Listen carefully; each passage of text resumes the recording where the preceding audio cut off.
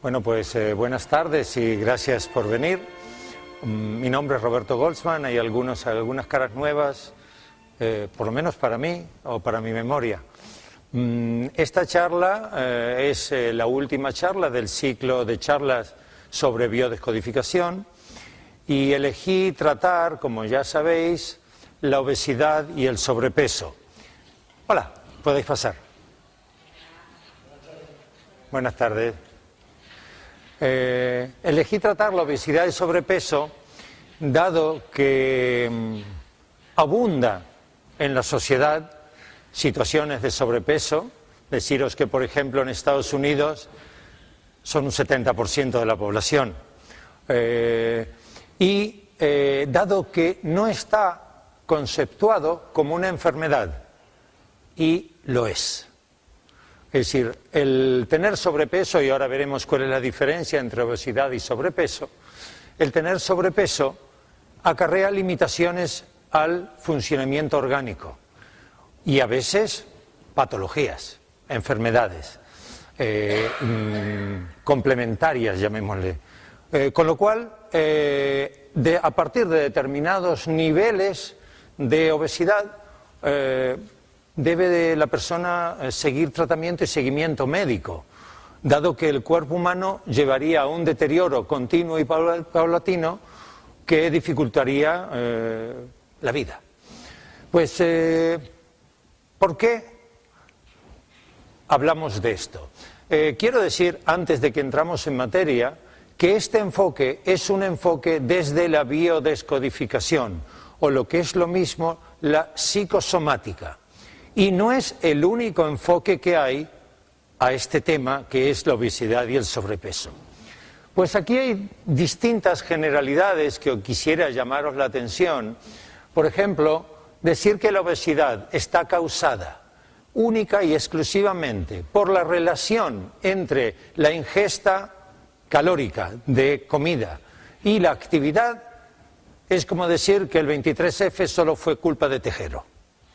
O que una infección es solo consecuencia de las bacterias y de los virus, y olvidarse del sistema inmunológico, y olvidarse del entorno, y olvidarse de muchos otros factores. Aquí hay dos investigadores que afirmaron que aquella persona que tiene un problema de sobrepeso en sus distintos niveles, da igual lo inteligente que sea, la carrera que tenga, lo talentoso que pudiese ser, toda su vida y todo su mundo gira alrededor de ese problema. Evidentemente que dependiendo de qué nivel, si alguien tiene 5 o 10 kilos, no es lo mismo que si tiene 40 o 50. Desde 1980 la obesidad infantil en Estados Unidos, la obesidad del mundo se ha doblado en todo el mundo según la Organización Mundial de la Salud. Y también coincide con 1980, la administración Reagan hizo varias cosas que pasaron desapercibidas, pero que han dejado impacto hasta el día de hoy. Una de ellas ha sido liberar la publicidad sobre materia de alimentos, lo que provocó que masivamente las empresas, la industria alimenticia, se dedique al consumo infantil, y la obesidad infantil en Estados Unidos aumentó desde entonces en un 12%. Otra cosa que ha hecho, y lo hablaré más adelante, es que liberó una serie de subsidios y de controles sobre la producción agropecuaria, con lo cual los alimentos que empezaron a aparecer en el mercado tenían una connotación para la salud y en este caso para la obesidad o el peso de las personas, el índice de masa corporal. Sobrepeso es cuando el índice de masa corporal está entre 25 y 30 kilogramos por metro cuadrado. Índice de masa corporal es un cálculo que se hace dividiendo el peso de la persona por su altura al cuadrado. No importa cómo han llegado a ese valor. Hasta 25 kilogramos por metro cuadrado se entiende como normal. Entre 25 y 30 es sobrepeso, más de 30 es obesidad, más de 35 es obesidad mórbida y más de 40 requiere atención médica, lo que os comentaba antes. Y la enfermedad psicosomática es siempre el síntoma de que algo no anduvo bien. Es decir, cuando tenemos algún problema que nuestro cuerpo lo tiene que somatizar, es porque hay algún problema que nosotros no resolvemos, que nuestro cerebro, encargado de gestionar nuestro cuerpo, nuestras células, con un único fin, y es mantenernos vivos, ve que hay un conflicto real o imaginario, pero para el cerebro no hay diferencia, y reacciona somatizándolo. En este caso, con kilos. Hay otros casos de somatizaciones, como puede ser úlceras, cánceres, etcétera, etcétera. Factores que afectan a la obesidad y el sobrepeso. Si hacemos un círculo gráfico, no importa aquí, cada gajo no están en medidas exactas, es un indicio para que tengáis una idea, pues hay un factor que es alimenticio, evidentemente. Si una persona come de manera compulsivamente y sin límite, gana peso, hasta cierto nivel en el cual el cuerpo ya no puede absorber más. Y hay personas, lo sabemos, que superan los 200 kilos, que su límite no para, siguen comiendo, y ahora veréis por qué ocurre esto. Hay factores genéticos, evidentemente, hereditarios. Hay familias que de padres obesos nacen niños obesos. Habría que estudiar para valorar si es un factor psicosomático o cualquiera de los otros que ahora aparecerán, o si es genético, si hay, qué es lo que ocurre en ese individuo que tiene sobrepeso. Porque, por ejemplo, si no hay factores médicos o tóxicos, una persona que está ingiriendo corticoides, por ejemplo, tiende, de manera continua y reincidente, tiende a ganar peso. Es una reacción hormonal del cuerpo. Es un factor tóxico o medicamentoso. Una persona que su cuerpo no se utiliza en la medida en que hay ingesta de alimentos, evidentemente que gana peso. Esto es lo que sabemos todos de toda la vida.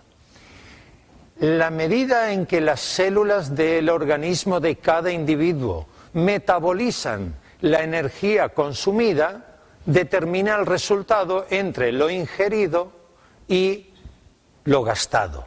Y ese metabolismo celular es variable, no es el mismo todos los días.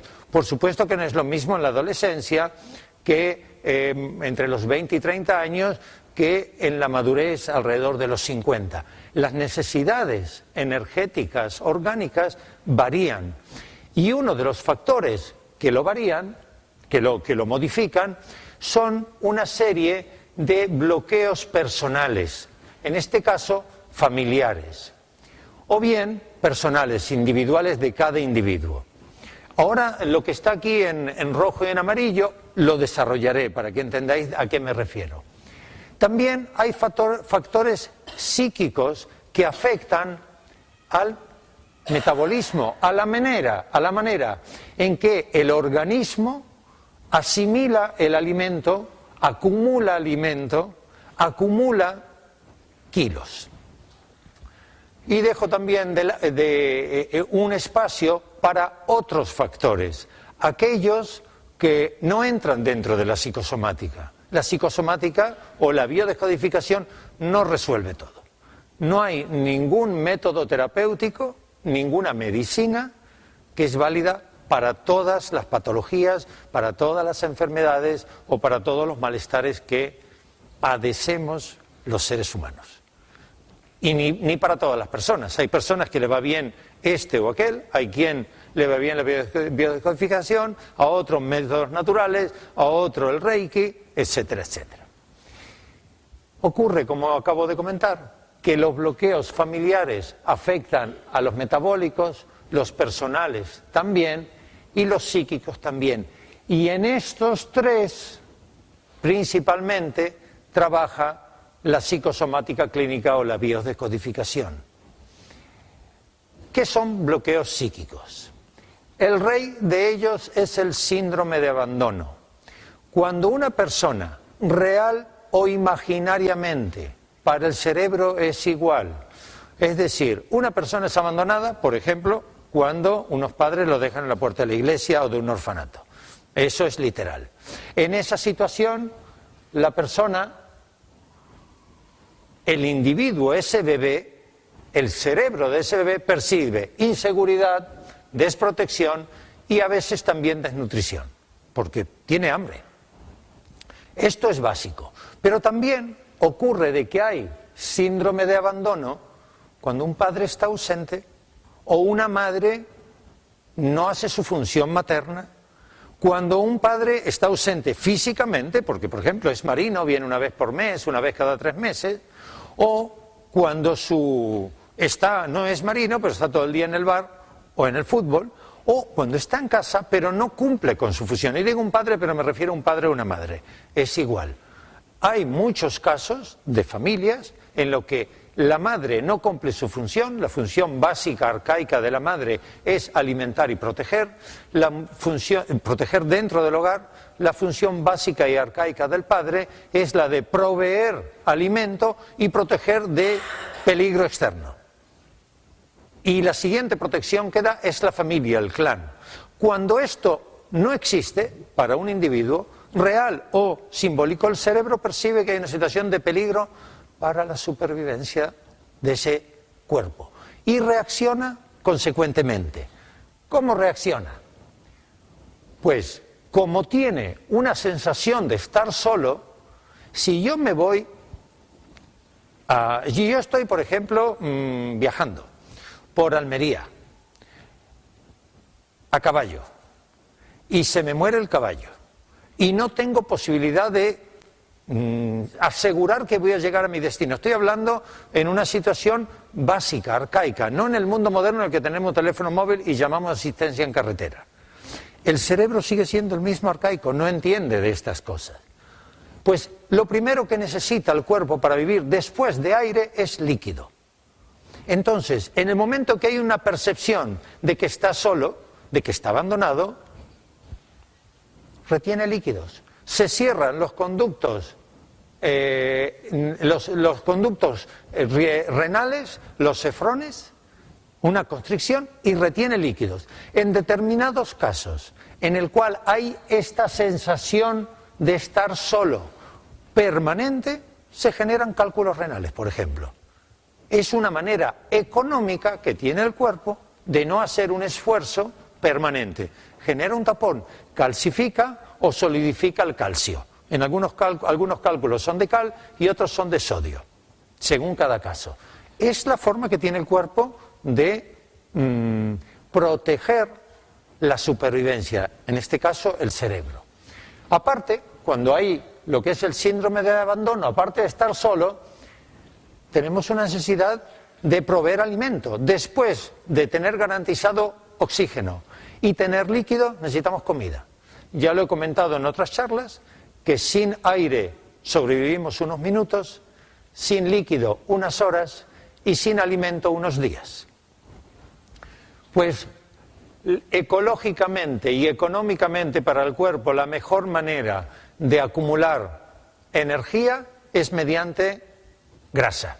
La grasa se transforma en azúcares y los azúcares alimentan los músculos y todo nuestro sistema neurovegetativo para sobrevivir. Deciros que una persona con un peso normal, normal me refiero con una masa, un índice de masa corporal por debajo de 25 y por encima de 18,5, por debajo de desnutrición, tiene aproximadamente 15 kilos de grasa en el cuerpo. Y eso equivale a 200 comidas, aproximadamente.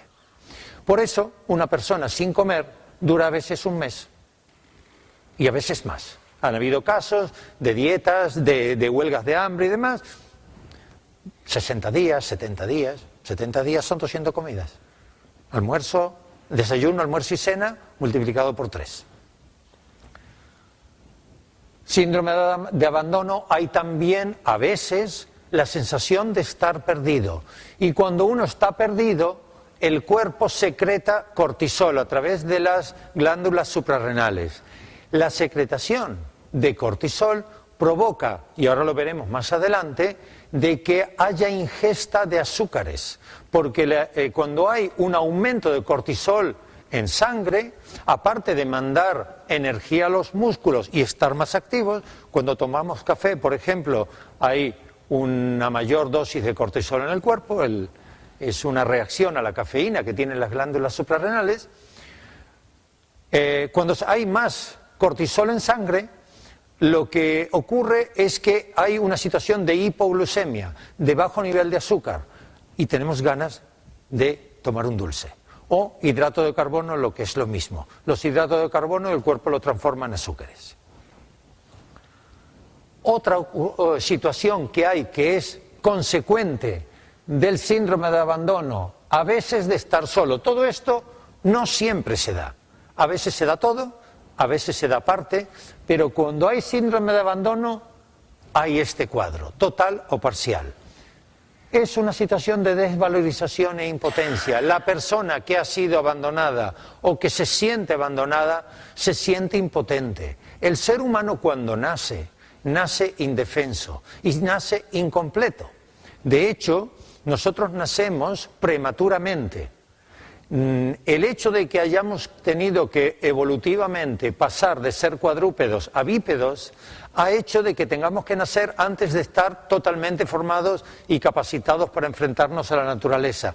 De lo contrario, no pasábamos por el canal del parto, por la pelvis de la mujer. Y nacemos indefensos, no somos capaces ni de procurarnos alimentos ni de defendernos. En el reino animal hay casos, por ejemplo, las vacas nacen y ya saben andar, y las jirafas igual, y los leones también. No se saben proteger, pero se saben procurar alimento. Nosotros no. Y esta sensación de que hemos sido abandonados, tenemos inseguridad de protección y a veces de desnutrición, provoca una sensación de impotencia y desvalorización.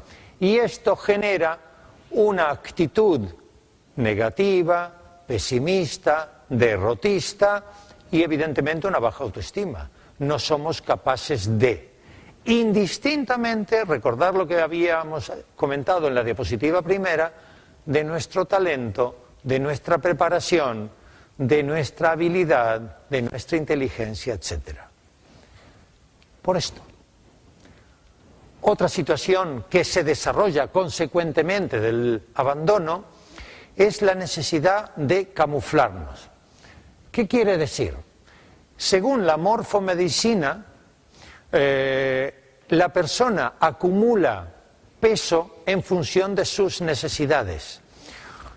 Hay personas que necesitan acentuar su feminidad, consecuentemente acumulan peso en caderas y en los senos. Hay personas que tienen una sensación de inseguridad y necesitan afirmarse, acumulan peso en las extremidades inferiores. Otros necesitan existir, llamar la atención, acumulan peso en las extremidades superiores y en el tórax para llamar la atención. Y he tenido un caso de una paciente que en un momento en el cual sintió muchísima vergüenza, una persona con sobrepeso. ¿Hay alguien ahí? Bueno, pues que llame fuerte. Es decir, una persona con sobrepeso, en un momento en que pasó muchísima vergüenza, perdió 20 y pico, 30 y pico de kilos y se quedó un alfenique. ¿Por qué? Para desaparecer, porque era una vergüenza frente a su padre, para que su padre no la vea y ella quede desapercibido. Arcaicamente, biológicamente, hacíamos esto. Nos quedábamos solo en la naturaleza y o bien cada cual reacciona según como percibe inconscientemente que es mejor, o bien coge volumen para enfrentarse a los peligros, para que el león, el depredador, la sociedad no lo coma, o bien pasa desapercibido, se queda todo pequeñajo y se queda en una esquina para que no lo vean. En líneas generales, El comportamiento humano oscila entre buscar aquello que teníamos o buscar aquello que nos falta.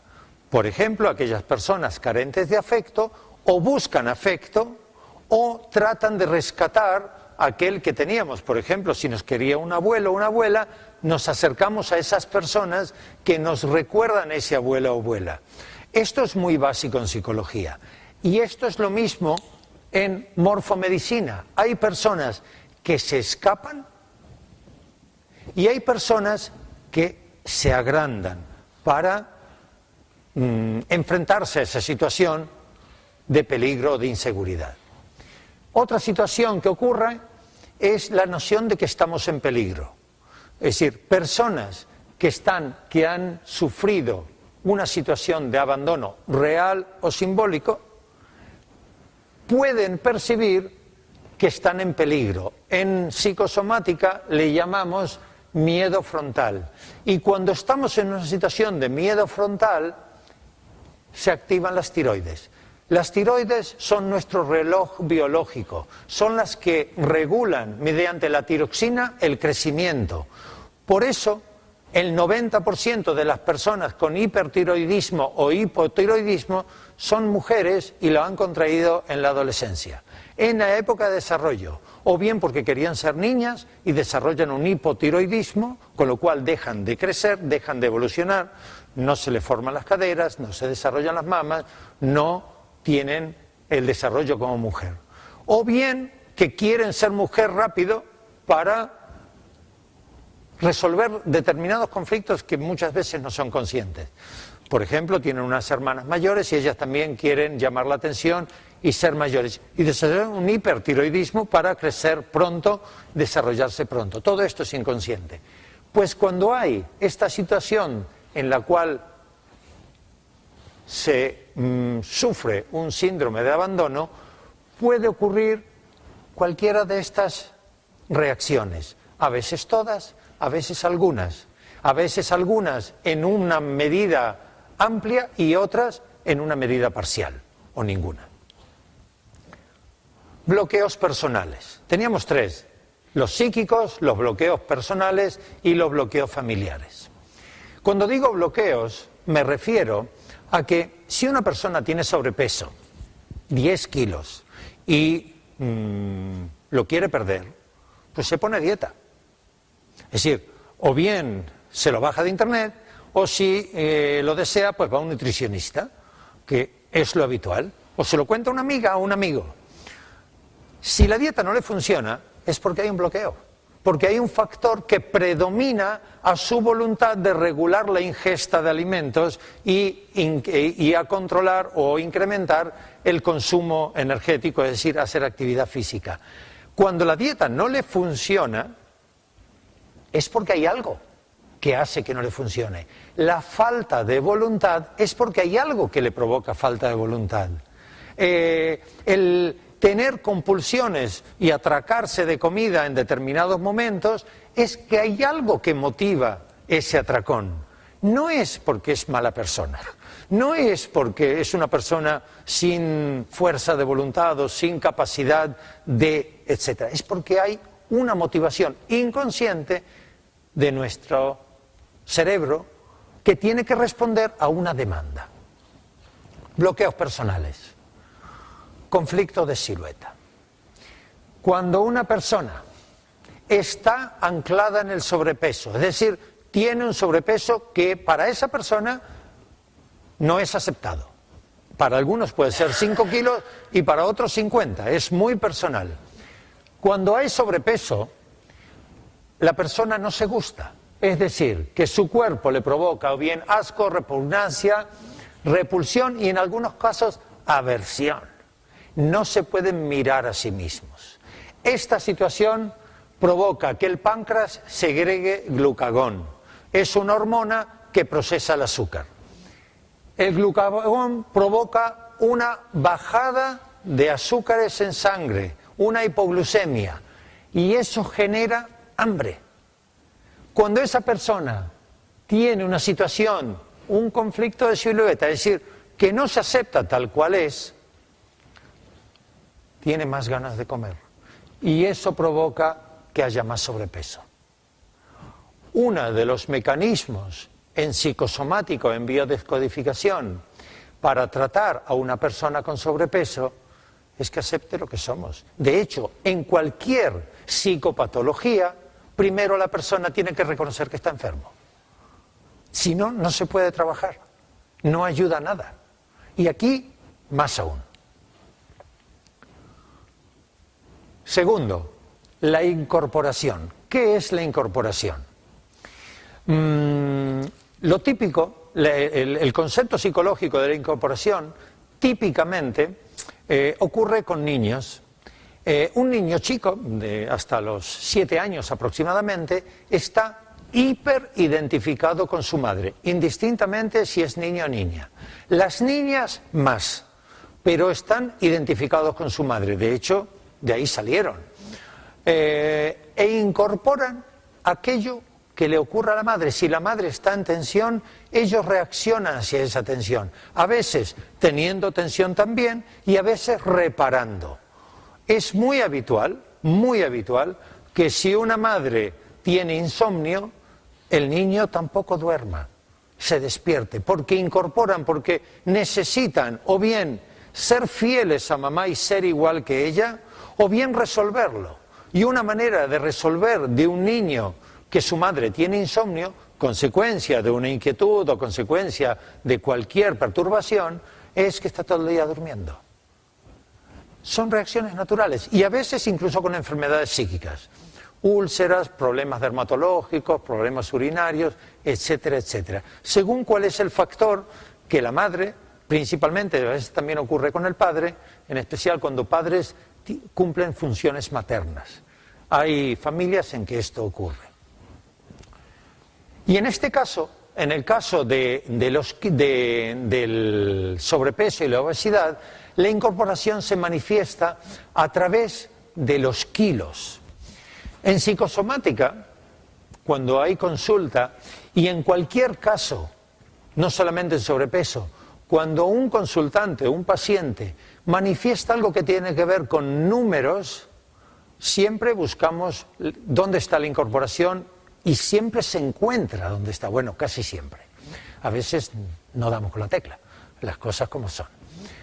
En otras charlas comenté lo que se llama los ciclos biológicos celulares memorizados. No se sabe por qué, pero se ha demostrado clínicamente de que las personas celularmente incorporamos periodos, fechas, aniversarios y los repetimos. En este caso os voy a contar un caso clínico real de incorporación. Mujer adulta, 1,67 m, 110 kilos, con 50 kilos de más. Cuando vino a consulta se le preguntó, ¿qué es lo que quieres? Trabajar el sobrepeso. ¿Cuánto sobrepeso tiene? 50 kilos. ¿Cómo sabes que son 50 kilos? Me dice, bueno, porque había comentado, siempre he sido gordita, siempre he tenido kilos. ¿Cómo sabes que son 50 kilos? No hubo una respuesta categórica. Buscando, cuando esta persona tenía 50 días, su madre se quedó embarazada de su hermana. Consecuentemente, la madre dejó de fabricar leche. Cuando la madre se queda embarazada, cambia su estado hormonal y la prolactina deja de fluir. Y ella rechazó el pecho. Es decir, la madre le contó, tú con 50 días no querías más la teta. No es que no quería, es que lo que le daba no era nutritivo. Le querían dar con cucharita, le querían biberón, no quería, ya quería afecto, cariño. ¿Por qué digo afecto, cariño? Porque el ser humano cuando nace, la primera emoción que vive es el miedo a caerse. Nace de un entorno ingrávido y ¡ay, que me caigo! Y si lo cogen de los tobillos y le dan en el culo, no veas. Encima que nazco me castigan. Es lo que recibe el cerebro, sensación de peligro. Vivir es peligroso, respirar es peligroso. Voy a respirar y me dan un cate en el culo. No te jode. Total, que esa personita de 50 días que busca protección, que busca alimento, recibe de que no le dan alimento, que no le dan esa protección. ¿Y qué hace? Incorpora 50 kilos de peso. Registra esos 50 días. ¿Cómo funciona? No lo sabemos. Hay múltiples teorías, pero está demostrado clínicamente. Otro factor de bloqueo personal es la inversión psicológica. ¿Qué es la inversión psicológica? Generalmente, los inversos psíquicos son aquellas personas que para ellos es bueno lo que para los demás es malo. O, lo que es lo mismo, para ellos es malo lo que para los demás es bueno. Es decir, ellos no se ríen. La risa y el bienestar para ellos es un desperdicio. Y ellos están continuamente en la seriedad, en la responsabilidad, en la tristeza. En líneas generales, no hay que hacer de esto una fórmula rigurosa. En lo psicosomático relativo a la obesidad y sobrepeso, os voy a contar un caso que así es como se entiende perfectamente. Señora, miedo a adelgazar. Aquí está. Una mujer adulta, 86 kilos, 1,63 m, con 60 años. Considera que tiene 20 kilos de más aproximadamente. Y cuenta que aumenta de peso tras la muerte de su padre hace 20 años. Otra vez, 20 kilos, 20 años. El padre muere de cáncer de huesos.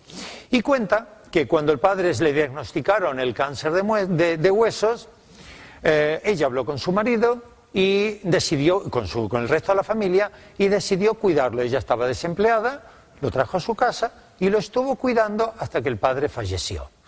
Al principio le dijeron que iba a ser eso muy rápido, pero duró varios años. Imaginaros la situación en la cual esa mujer le da masajes, lo lava, lo cuida, lo ve deteriorarse, hasta el día que falleció prácticamente en sus manos.